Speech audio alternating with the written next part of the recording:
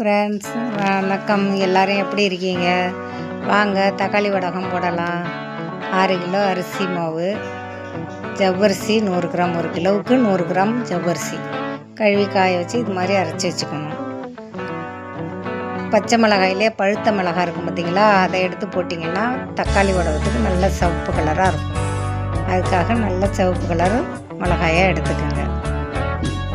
உப்பு 6 கிலோவுக்கு 275 கிராம் உப்பு. ஜீரகம் ஒரு கைப்பிடி அளவு ஜீரகம்.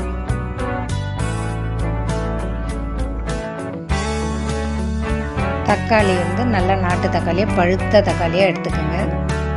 6 கிலோ அரிசி மாவுக்கு 3 கிலோ தக்காளி நல்லா அரைச்சி, பச்சை மிளகாயும் அதையும் அரைச்சி அரிசி மாவில் கலந்துக்கோங்க. கலரு வேணும், நல்ல சிவப்பு கலராகவே வடகம் இருக்கணும்னா கேசரி பவுடர் போடுங்க.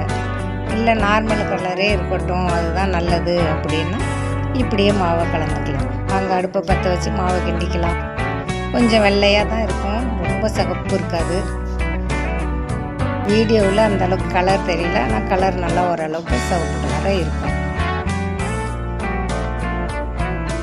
நல்லா மாவை வேக விட்டு கிண்டிக்கிட்டே இருந்தால் அடி பிடிக்காமல் கிண்டி அள்ளி வச்சா வடகம்.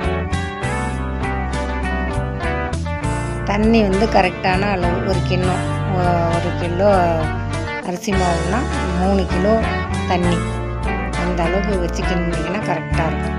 இது மாதிரி அப்படியே சுட சுட கூட அள்ளி வச்சிடலாம். தேய்ச்சிலாம் விட வேணாம், அப்படியே வச்சிங்கன்னா நல்லா மெலிசாக அப்படியே அப்பளம் மட்டும் இருக்கும். உடையாமல் கொள்ளாமல் நல்லா வேக வச்சிட்டிங்கன்னா உடையாது. வடம் அப்பளம் மட்டும் இருக்கும். டைம் இப்போ 4 மணி.